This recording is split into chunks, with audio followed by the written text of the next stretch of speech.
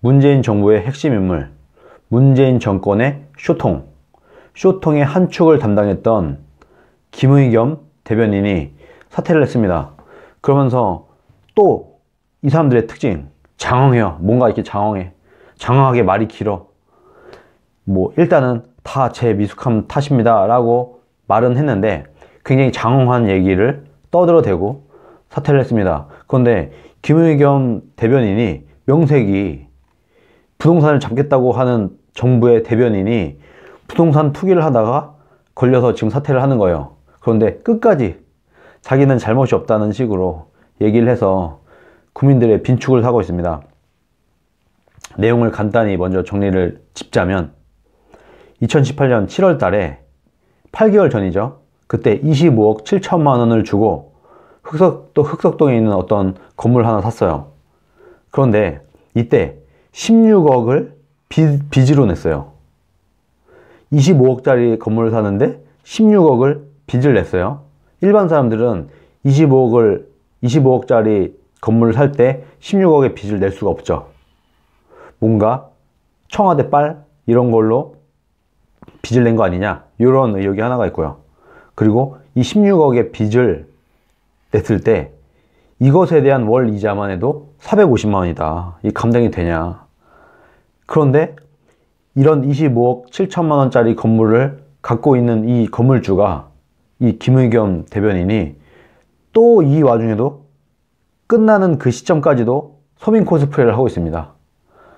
와, 이거 너무 지겹지 않나요? 그런데 이 서민 코스프레라도 하는 거를 좋아하는 국민들도 있어요. 분명히 있어도 없는 척 해라. 그래도 겸손한 척 하고 그래도 서민인 척 해라. 그게 더 낫다. 나 잘났다고, 나 돈 많다고 떠벌리는 것보다는 그게 더 낫다 하는 국민들도 있다고 해요. 뭐 그 사람들을 의식해서인지 어쨌든 나가는 그 순간까지 서민 코스프레를 열심히 하다가 나갔습니다. 그런데 지금 2018년 7월 달에 25억 7천만 원이던 이게 8개월 지난 오늘 이게 얼마냐. 35억이 간다고 합니다. 35억. 한 달에 1억이 넘게 올랐어요. 8개월 만에 10억이 올랐습니다. 대단하죠. 그리고 지금 김의겸 대변인한테 이 집을 팔았던 그 전 집주인이 있을 거 아니에요. 이 사람들은 지금 탄식을 하고 있다고 합니다. 이 전 집주인들은 이 집을 팔고 2주 후에 재개발 계획이 나왔다. 이런 얘기를 하면서 탄식을 하고 있다고 합니다. 만약에 이게 김의겸이 투기가 아니고 나는 이 시대 차익을 노리고 산 게 아니다 라는 주장이 맞다고 하면 물러달라는 거예요. 전 집주인이 그럼 물러라. 나한테 25억 7천만 원에 싸게 사갔지 않냐. 지금 35억 가는 걸 물러라 하고 있습니다. 이런 정황으로 보건대 누가 이거를 투기라고 당연히 보지 투기가 아니라고 생각을 하겠습니까? 솔직히 말해서. 거기다가 더 웃기는 거는 본인이 몰랐대요. 25억 7천만 원짜리 건물을 사는데 남편 몰래, 남편한테 얘기도 안 하고 남편 몰래 부인이 샀다고 해요. 야, 이거를 지금 국민들한테 믿으라고 지금 떠드는 겁니까? 콩가루 집안이에요? 부인이 남편 몰래 25억 넘는 돈을 쓰는 그런 집안입니까 지금? 참 웃기는 짓을 하고 있습니다. 이걸 믿는 국민은 저는 없으리라고 생각을 합니다. 아무리 진영 논리에 빠지고 아무리 문재인과 김의겸 이런 사람이 좋아도 이런 얘기까지 믿어주면은 정상적인 사고가 아니겠죠. 자, 오늘 이분이 장황하게 떠든 얘기를 잠깐 짚어보도록 하겠습니다. 싸우면서 정이 든 걸까요? 막상 떠나려고 하니 청와대 출입기자들의 얼굴이 맨 먼저 떠오릅니다. 돌이켜보면 저같이 까칠한 대변인도 세상에 없을 겁니다. 기자들의 질문에 얼굴을 붉히고 쏘아붙이기 일쑤였으니 말입니다. 그냥 이 사람은 기자들이랑 잘 지내기보다는 좀 다투는, 싸우는 스타일이었던 것 같아요. 불친절을 넘어서 강팍하기 그지없는 대변인이었습니다.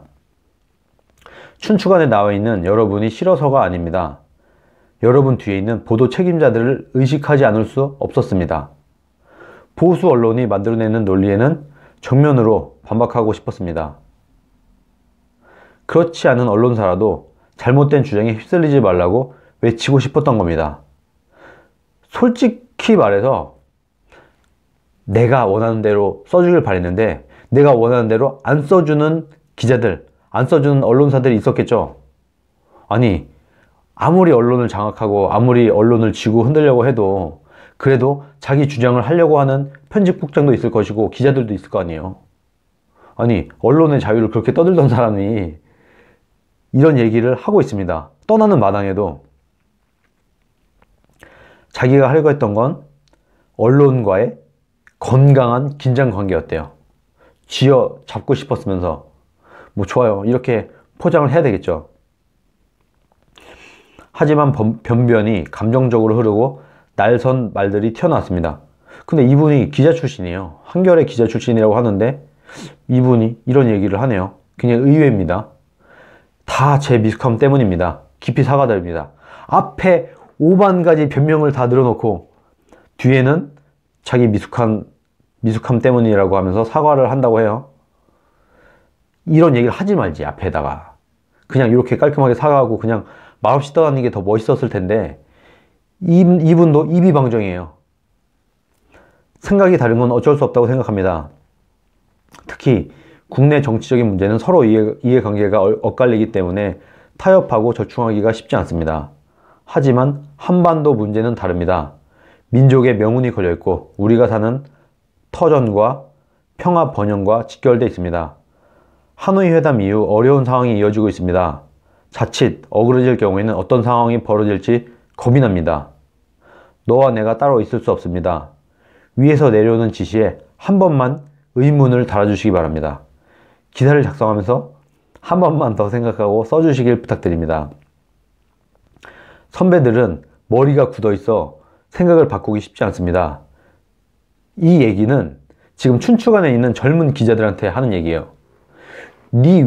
당신네들 위에 있는 사람들의 말을 듣지 마라. 한 번만 더 생각해봐라. 청와대가 하는 말이 옳다. 이런 주장을 하고 싶은 거죠. 떠나는 그 순간까지. 내일의 주인공은 여러분들입니다. 제 문제도 하나 더 붙이겠습니다. 어제 여러분들 앞에서 해명을 하면서도 착잡했습니다. 여러분 눈동자에 비치는 의아함과 석연찮음을 읽을 수 있었기 때문입니다. 당연하죠. 당연히 기자들은 비판적인 눈으로 봐야 되는 겁니다.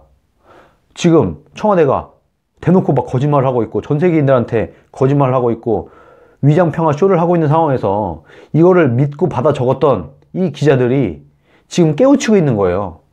아, 내가 그동안 문재인 정부 잘할 줄 알고 문재인 정부 하는 말이 진실인지 알고 다 그대로 받아 적어서 어용 언론 짓을 했는데 야, 요즘 나라 돌아가는 거 보니까 이게 아닌 것 같네 하고 깨우친 기자들이 있겠죠.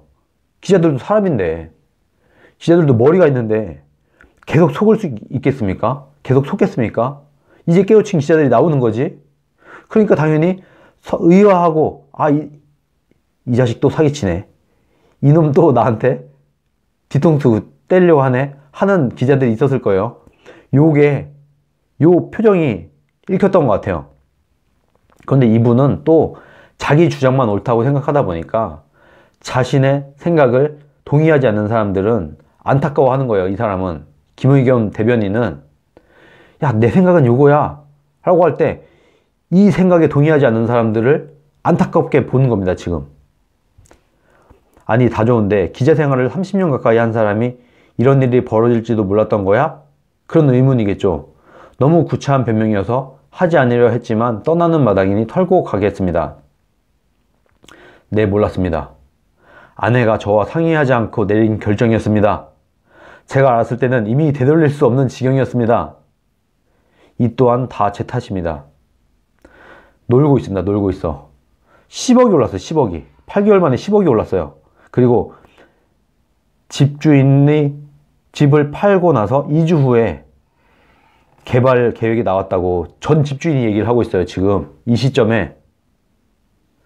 그런데 상식적으로, 국민 상식적으로 25억 7천, 자신의 전 재산을 뛰어넘는 돈을 쓰면서 남편 몰래 계약을 했다. 콩가루 집안입니까? 별거 중이었어요? 와이프랑?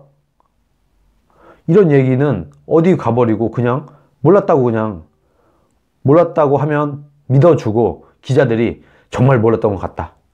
김의겸이 말하는 걸 보니까 정말 몰랐던 것 같다. 이렇게 써주길 바라는 건가요? 지금? 이렇게 쓰는 사람도 있을 수 있어요. 근데 아닐 수도 있겠죠. 당연히 상식적으로 볼 때 이게 말이 되냐. 또 청와대를 떠나는 그 순간까지도 거짓말 하는구나 라고 생각하는 사람도 있을 수 있죠. 저처럼. 저는 지금 거짓말을 하고 있다고 봅니다. 이게 어떻게 몰라요. 콩가루 집안이었거나 내 집 마련에 대한 남편의 무능과 게으름, 그리고 집을 살 절호의 기회에 매번 반복되는 결정장애에 아내가 질려 있었던 겁니다.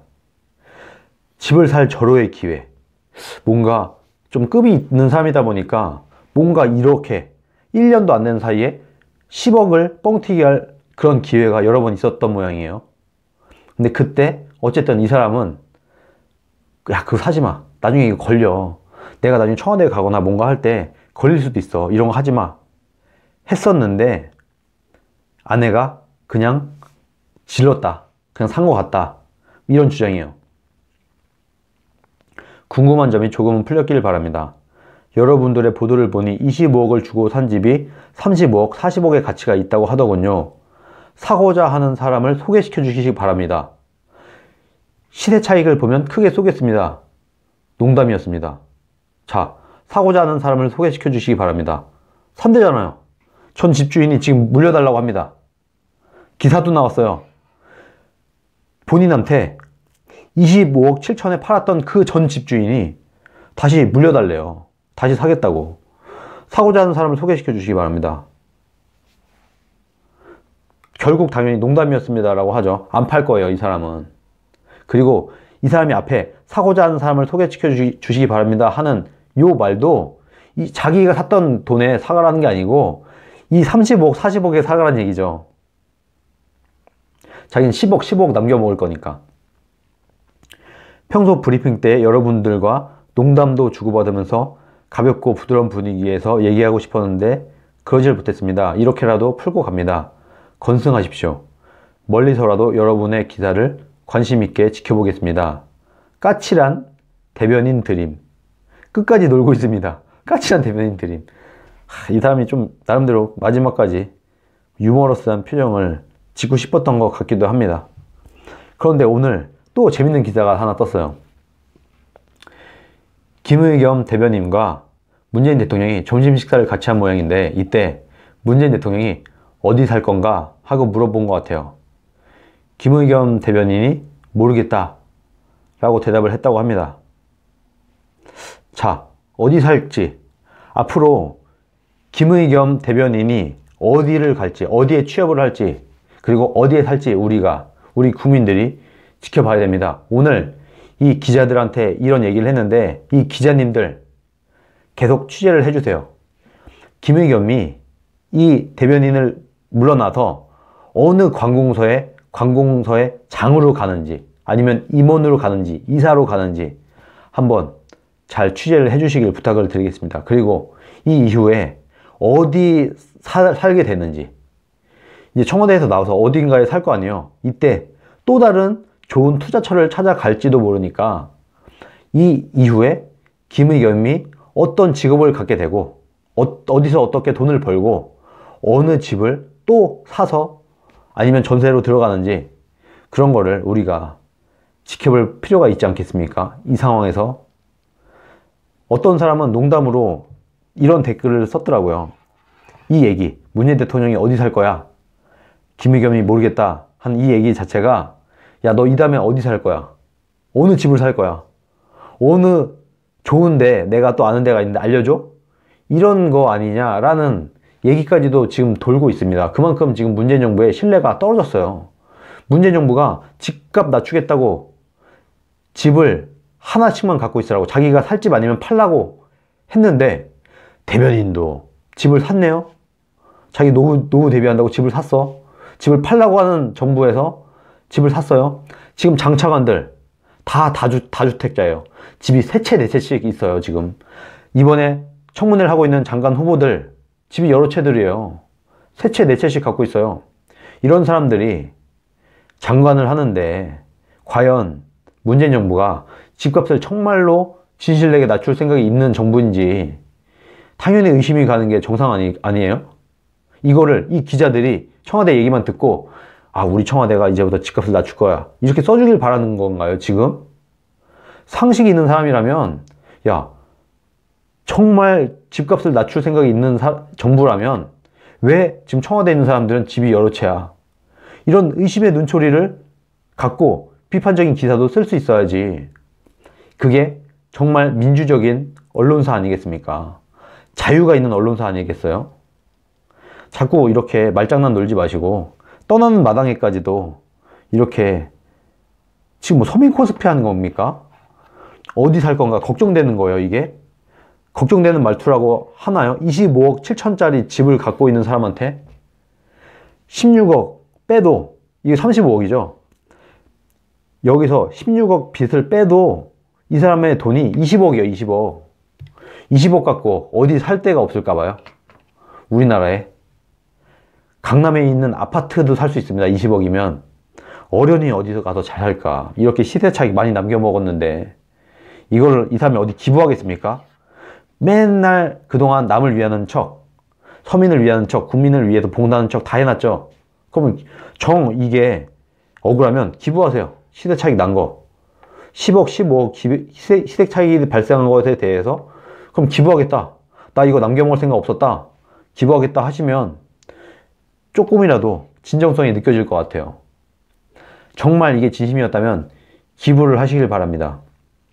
아니면 그냥 조용히 한쪽으로 가서 적당히 이제 남은 삶이라도 아, 내가 왜 그랬을까 반성을 하면서 사시길 바랍니다.